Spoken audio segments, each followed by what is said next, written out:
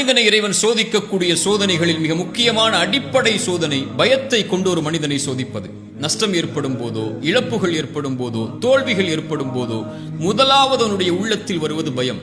அந்த பயத்தை எதிர்கொள்ள முடியாமல் தான் அவன் பாவங்களை நோக்கி சென்று ஏதாவது ஒரு வழியில் தப்பிக்க வேண்டும் என்று முயன்று அவன் தன்னை நஷ்டத்தில் ஆட்படுத்திக் கொள்கிறான். மீண்டும் இறைத்தூதர் ஸல்லல்லாஹு அலைஹி வஸல்லம் சொன்னார்கள், ஷைத்தான் 3 வழிகளில் இறை நம்பிக்கை கொண்டவனை பயமுறுத்துவான். இறை மார்க்கத்தை ஏற்றுக்கொள்ளும் போது வந்து சொல்லுவான், தந்தையின் மார்க்கத்தை விட்டு முன்னோர்களின் வழியை விட்டு செல்கிறாய் என்று பயமுறுத்துவான்.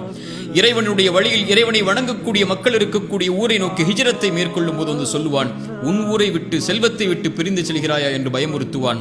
3வது இறை வழியில் போராடச் செல்லும் போது வந்து சொல்லுவான், இதில் உயிரிழப்புகள் ஏற்படும், உன் மனைவியை பிரியக்கூடிய நிலை ஏற்படும் என்று பயமுறுத்துவான்.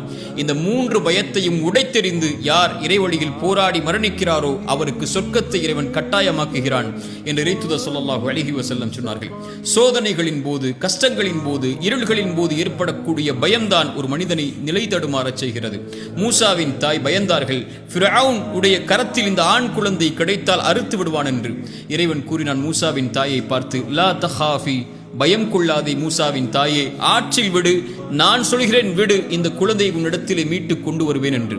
எந்த ஃபிரௌனுடைய கரத்தில் கிடைத்தால் அறுத்து விடுவான் என்று பயந்தார்களோ அதே ஃபிரௌனுடைய கரத்தாலேயே மூசாவின் தாய்க்கு அந்த குழந்தையை கொடுக்க செய்தான் இறைவன், இல்லையா?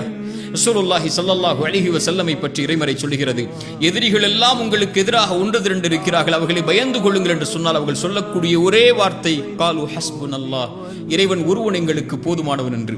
மூசா, ஹாரூன் ஃபிரௌனிடத்தில் இறைமறை செய்திகளை எடுத்துச் செல்ல பயந்தார்கள். இறைவன் சொன்னான், லா தஹாஃபா, பயம் கொள்ளாதீர்கள் மூசா, ஹாரூன் உங்களோடு கேட்பவனாக பார்ப்பவனாக இறைவன் இருக்கிறான் எடுத்து சொன்னார்கள்.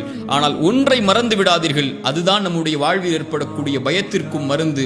ஒலா தனியா ஃபி திக்ரி, என் நினைவிலிருந்து விலகி விடாதீர்கள் ஒரு காலம். என்னை பயப்படுங்கள், இந்த உலகமெல்லாம் உங்களை பயப்படும்.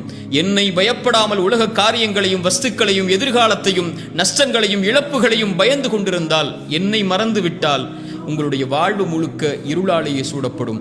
இறைவனை பயப்படுபவர்களுக்கு எல்லா வழிகளும் எளிதாகும், இறைவனை மறப்பவர்களுக்கு எல்லா வழிகளும் இறுக்கமாகும்.